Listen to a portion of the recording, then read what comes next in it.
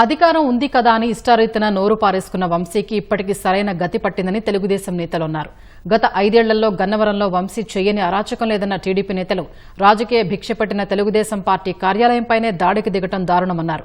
పైగా దళితుడైన ఫిర్యాదుదారుని కిడ్నాప్ చేసి బెదిరించి కేసు వెనక్కి తీసుకునేలా చేయటం క్షమించరాని నేరమన్నారు. చేసిన పాపాలకు వంశీ ఫలితం అనుభవించక తప్పదన్న నేతలు గత 5 ఏళ్లలో గన్నవరంలో జరిగిన మట్టిదందా, అక్రమ కబ్జాలు, దారుణాలపై విచారణ జరిపించాలని ముఖ్యమంత్రిని కోరతామని తెలిపారు.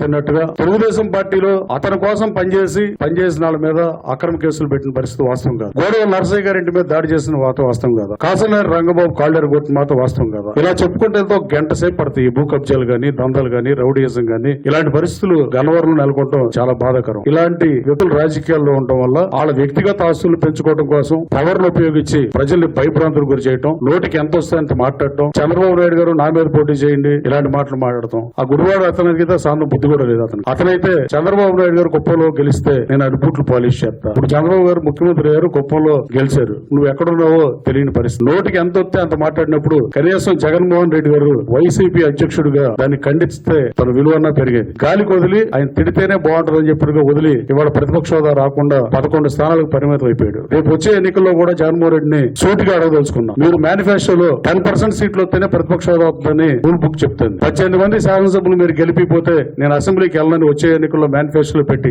పోటీ చేసే దమ్ము ఉందా? అసలు అక్రమ కేసులు అంటే నేను మించిన అక్రమార్పుడు ఎవరైనా ఉన్నాడా? గన్నవరం నియోజకవర్గంలో శాసనసభ్యుడిగా పోలవరం కాలువ మీద ఉన్న మట్టి అంతా ఏమైపోయింది? కొన్ని లక్షల క్యూబిక్ మీటర్లు అమ్మేసుకున్నావు. బ్రహ్మలింగం చెరువులో మొత్తం అంతా మట్టి అంతా కలిపి అమ్మేసుకున్నావు. ఇవాళ అక్రమంగా లేఅవుట్లు వేశావు. ఆఖరికి ఎయిర్పోర్ట్ భూములు కూడా వదలకుండా తొలిపారేశావు. ఇవాళ నకిలీ పట్టాలు ఇచ్చి ప్రజలను మోసం చేశావు. ఇవాళ చెప్పుకుంటా పోతే నీ దుర్మార్గాలకు అంతులేదు. ఇవాళ కేసుని బలహీనపరిచేందుకు ఇవాళ సత్యవర్ధన్ మీద అక్రమంగా నువ్వు దాడి చేసి దళితుడి మీద నువ్వు తీవ్రంగా దాడి చేస్తే వాళ్ళ కుటుంబ సభ్యుల రక్షణ కోసం పోలీస్ స్టేషన్ కంప్లైంట్ ఇచ్చారు. దాని మీద చర్య తీసుకున్నారు. దీనికి ఎందుకు వైఎస్ఆర్ పార్టీ నాయకులు గగ్గోలు పెడతారు? ఇవాళ చాలా దుర్మార్గాలు, చాలా అన్యాయాలు గన్నవరం నియోజకవర్గంలో జరిగినాయి. అవన్నిటి మీద కూడా ఎంక్వైరీ జరగాలి. ఇవాళ రాజకీయంగా చాలా ప్రాధాన్యత కలిగిన కృష్ణా జిల్లాలో భ్రష్టు పట్టించారు. ప్రతి ఒక్కరు కూడా ఒక నాయకుడు క్యాసినో పెట్టిస్తాడు. నోరు ఉంది కదా అని బండబూతులు తిడతాడు. అధికారం ఉంది కదా అని చెప్పి అధికారుల్ని కాళ్ళ కింద వేసుకుని తొక్కే పరిస్థితి చేశారు. ఆ రోజున వాళ్ళు చేసినటువంటి దుర్మార్గాలు. ఇవాళ బందర్లో మచిలీపట్నంలో ఒక మాజీ మంత్రి బియ్యం స్కామ్ లో సొంత భార్యనే కేసుల్లో ఇరికించినటువంటి దౌర్భాగ్యమైనటువంటి